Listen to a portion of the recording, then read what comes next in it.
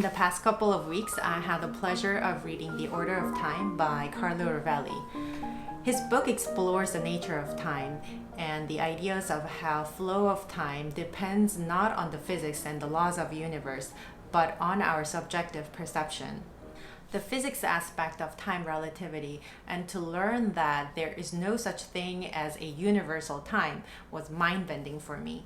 If flow of time depends on our subjective perception, then music is the most beautiful way to experience this illusion of time. As long as your mind is in it, from the very first note to the last, music has its own time, which flows independently from the ticking of the clock. The flow of music can be discrete or smooth. It can push forward or it can slow down. It can even stop time. This is the idea that I wanted to explore more in depth in the last movement of Beethoven's Piano Sonata Op.7. It's a wonderful movement in the Rondo form, and I would like to invite you into my exploration of time in this video. This is the first note of the movement. But until you hear what comes after it, you do not understand it, since it is without any context of the rhythm, tempo, or harmony. Now, you understand that it is the beginning of an elegant melody accompanied by steady 16th notes. And by now, you are starting to form an idea about the general character of the movement and the flow of the music. Your brain is already responding to the external aural influence as you're listening to the flow of the music. The experience of music at any given moment includes the memory of what came before, the past, and what your brain might expect to happen, the future. It is like the past, present, and future are all in one in listening to music.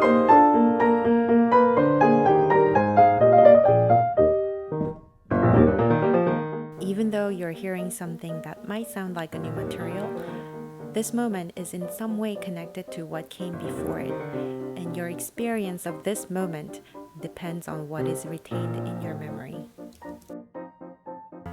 Take this pattern for example. You hear some fast notes in the low register, which are offset by higher notes of longer duration. As you hear it repeated again and again, you're getting used to this particular flow. So when the pattern is broken in half, you feel that the sense of time is pushing forward. And this is all with accompaniment of steady 16th notes, which stay constant.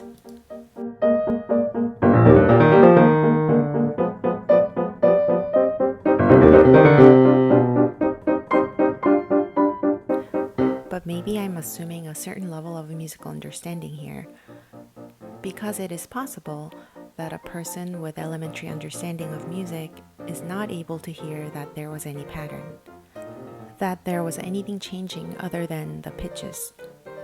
Then that person only heard some notes beating and other notes going back and forth. She's not really experiencing any flow of time. Rather, she is just hearing some things, melodies, a beautiful harmony, and maybe an interesting rhythm.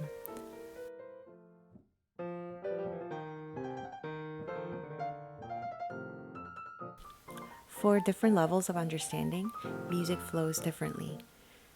And to appreciate a piece of music is to understand what changes in the music by remembering the past and making relationship to what is present, and also your anticipation for the direction of music.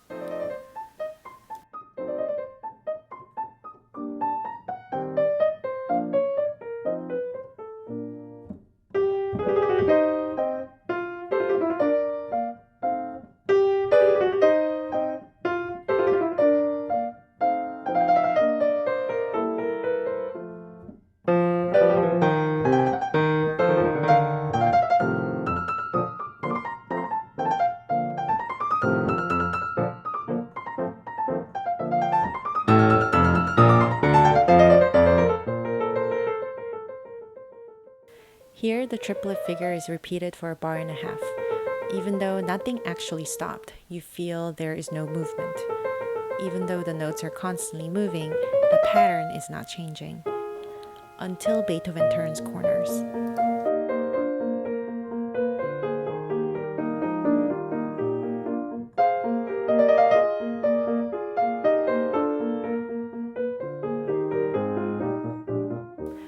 So far in the movement, we've been hearing the 16th notes and the 32nd notes.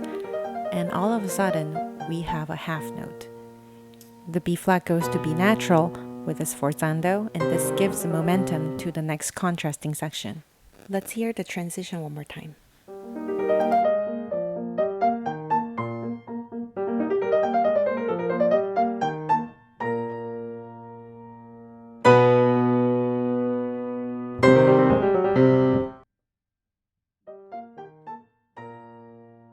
Here, we are not hearing anything new in terms of rhythmic values. However, because of the half notes that held back time, the sense of time is manipulated.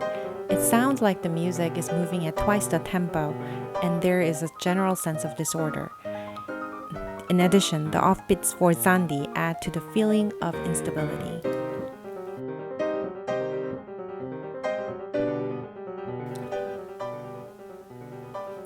The C minor section is divided into two parts, and each part is repeated. There is not a moment to let the energy down, and it is a quite dramatic tour de force, which contrasts the main theme dramatically. There is a certain repetitiveness in the rhythm too, and it is like Beethoven is trying to implant it in your memory. He wants you to remember this material, and you'll see why at the end of the movement.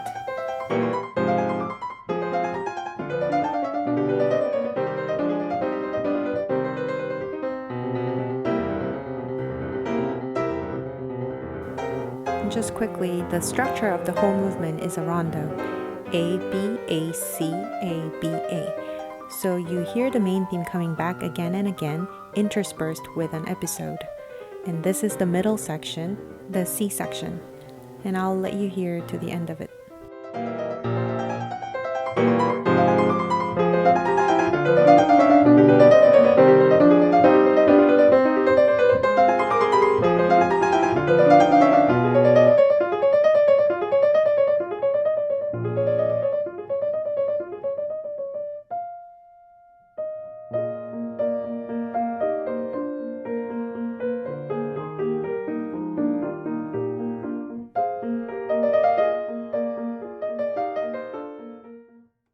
Hear how Beethoven transitions back to the theme.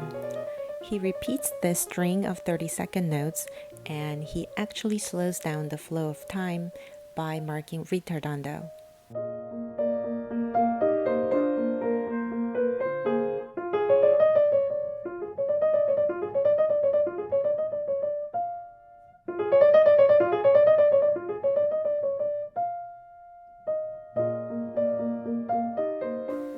Is it yet another repetition?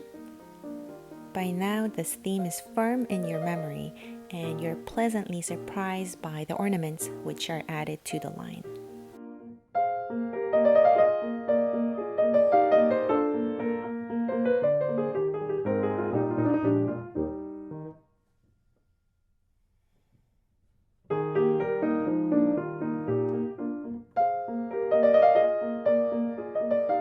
After the turbulence of the C minor section, the experience of this main theme is different, maybe sweeter, warmer, even though the music is the same.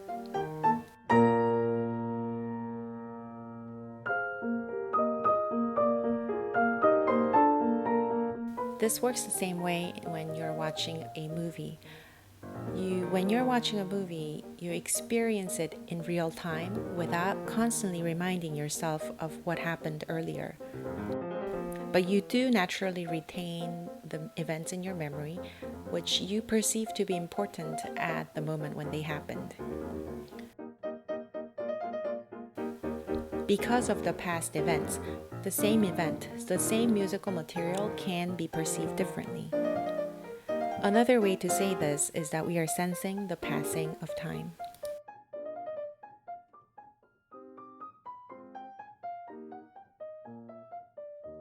At least in the classical tradition of Beethoven, Mozart, and Haydn, the sense of time is most felt in the harmony, which is the foundation of the formal structure. The music, which had modulated to the key of B flat major in the beginning of the movement, is now being modulated to the key of E flat major, which is the key of the movement and the whole sonata. Beethoven emphasizes E flat major again and again as we are approaching the end of the movement.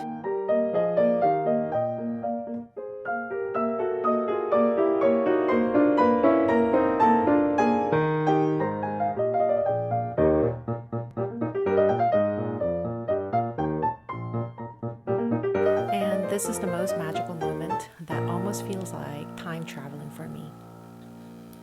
Music comes to a halt on B flat, which had brought us to the contrasting section earlier, but this time the B flat transcends to B natural in pianissimo. And the music starts moving again in B major. And if you allow a bit of imagination, it is almost like we're being transported to the past. When music starts moving again in the key of B major, the music is remembering its own past just for a few moments. The fortissimo piano here is like waking up from this daydream, and now we are ready to say farewell to the whole movement and the sonata.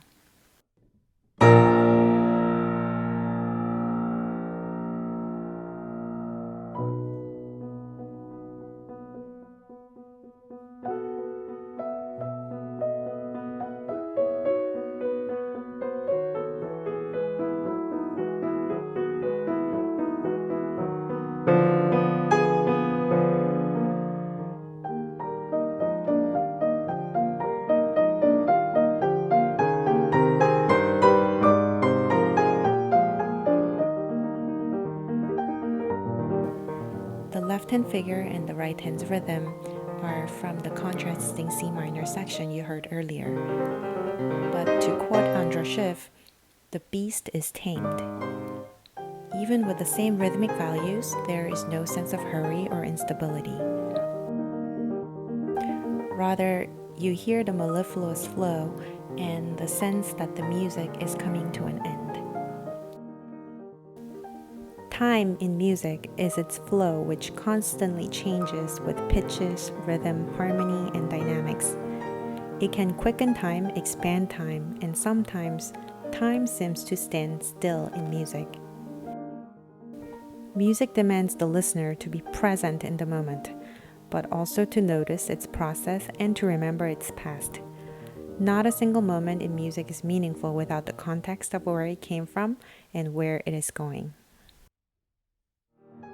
From this preliminary exploration of time in music, I can't conclude that music resembles flow of time in real life, but maybe music does reveal how beautiful it could be.